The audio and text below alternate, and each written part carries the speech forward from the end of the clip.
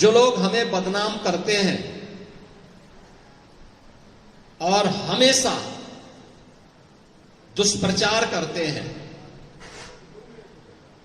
कि सनातन धर्म जाति के नाम पे बटा है, मत और संप्रदाय के नाम पे बटा है, क्षेत्र और भाषा के नाम पे बटा है, अगड़े पिछड़े के नाम पे बटा है, छुआछूत और अस्पृश्यता के नाम पे बटा है।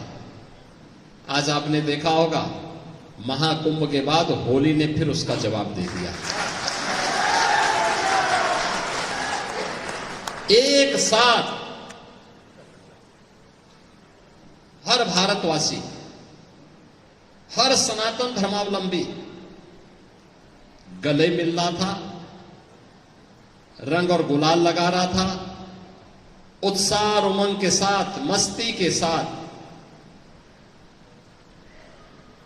होली के गानों के साथ झूमते हुए इस आयोजन के साथ जुड़ करके भारत की सनातन परंपरा को मजबूती प्रदान कर रहा था। और यही तो हमारी सबसे बड़ी ताकत है।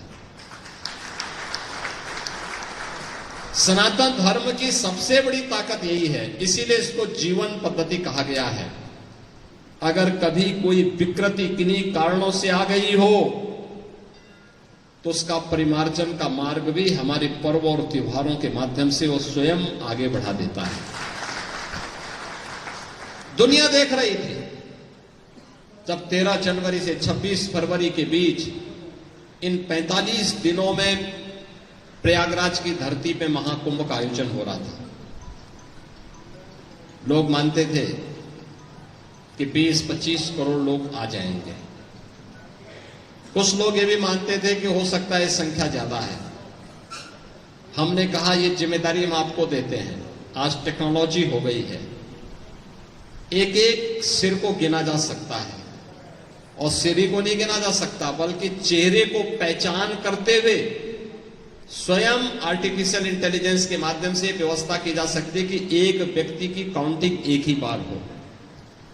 और तब एआई टूल के माध्यम से जब काउंटिंग हो रही थी 13 जनवरी से लेकर 26 फरवरी तक, तो 66 करोड़ से अधिक श्रद्धालु प्रयागराज में मां गंगा, यमुना और सरस्वती की पावन त्रिवेणी में एक घाट पर, एक संगम में मां गंगा के सानिध्य में आस्था की पावन डुबकी लगाते हैं, महास्नान के भागीदार बनते हैं।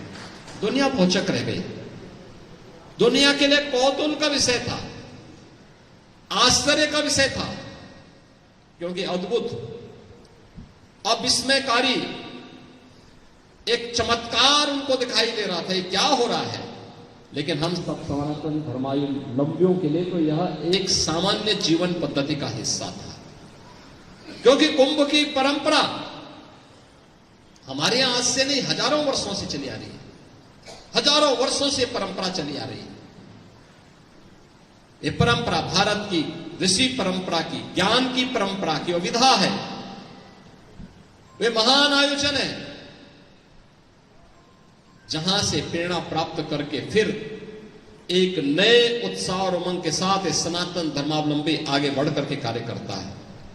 और कुंभ की वह प्रेरणा इस बार होली में फिर देखने को मिले।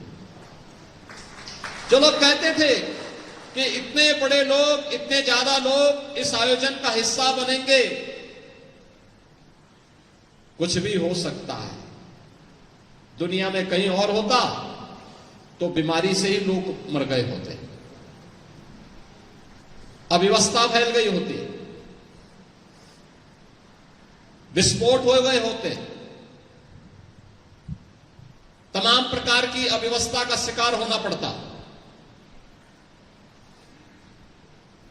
लेकिन एक शहर, एक नगर, जिस नगर की कुल आबादी 25 लाख की हो, उसके बगल में मां गंगा के तट पर एक अस्थाई सिटी बसा करके, अस्थाई शहर बसा करके, और लगातार 45 दिनों तक आयोजन हो। लोग आते थे, श्रद्धालु आते थे, स्नान करके फिर अपने गंतव्य के लिए प्रस्थान करते थे। जो आया, मैं मानता हूं कोई भी ऐसा सनातन धर्मावलंबी नहीं होगा देश और देश के बाहर दुनिया में कहीं भी जिसके घर में गंगा जल न गया। महाकुंभ का गंगा जल पर भी आपने देखा होगा, इस देश के यशस्वी प्रधानमंत्री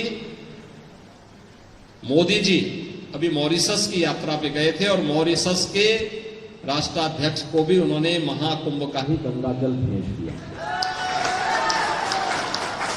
यह है सनातन आस्था के प्रति श्रद्धा का भाव, सनातन संस्कृति के प्रति आस्था का भाव। और ये दोनों आयोजन एक ही संदेश दे रहे हैं, दोनों के पीछे एक ही संदेश है कि हम कोई भी हमारे में बंटवारा नहीं है।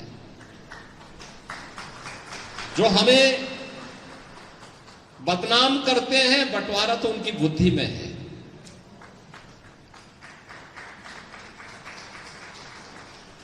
जो हमें बदनाम करते हैं, दूषित उनकी बुद्धि है।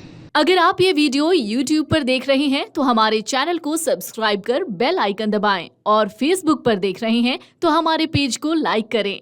8 मिलियन प्लस सब्सक्राइबर, आपके इस भरोसे के लिए बहुत धन्यवाद।